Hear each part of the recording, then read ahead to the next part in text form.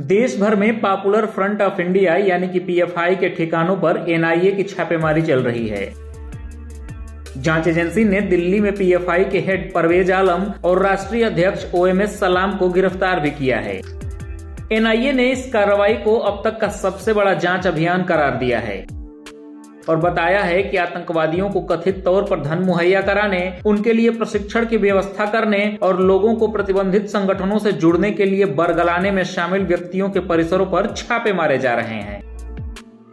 इस पूरी कार्रवाई के बीच एक बड़ा सवाल उठता है कि आखिर पीएफआई है क्या और क्यों ये संगठन जांच एजेंसियों के निशाने पर है।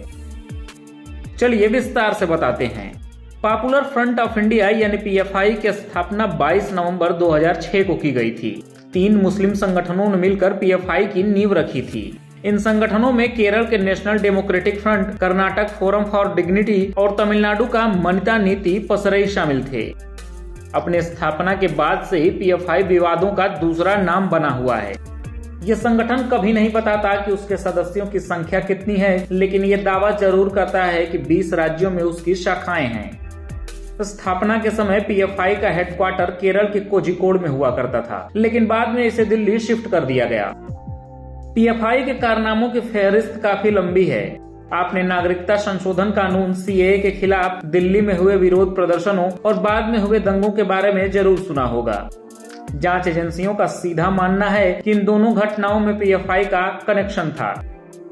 पीएफआई पर भाजपा और संघ से जुड़े लोगों की हत्याओं का भी आरोप है। साल 2012 में केरल सरकार ने हाईकोर्ट को बताया था कि संघ और सीपीआई से जुड़े 27 लोगों की हत्याओं से पीएफआई का सीधा कनेक्शन है। पीएफआई पर आतंकी संगठनों से संबंध रखने के आरोप भी लगते रहे हैं। केरल की सरकार हाईकोर्ट को बता चुकी है कि दरअसल पीएफआई प्रतिबंधित संगठन student Islamic movement of India यानी सिमी का ही दूसरा रूप है।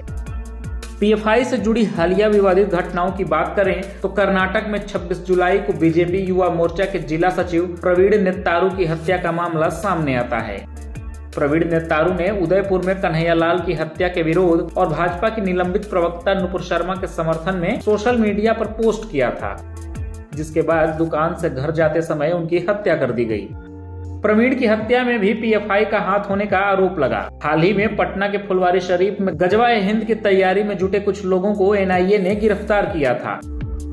बाद में ये भी सामने आया कि इन लोगों को हथियार चलाने की ट्रेनिंग पीएफआई के सदस्य दे रहे थे। पीएफआई अपने सदस्यों को लड़ने की ट्रेनिंग भी देता है और उसकी अपनी यूनिफॉर्म भी है। इस संगठन पर देश के कई हिस्सों में दंगे भड़काने के अलावा तालिबान और अलकायदा जैसे आतंकी संगठनों से रिश्ते रखने के आरोप भी लगते रहे हैं, लेकिन पीएफआई ने हमेशा इन आरोपों से इनकार किया है। पीएफआई खुद को दलितों और मुसलमानों के हक में लड़ने वाला संगठन बताता है।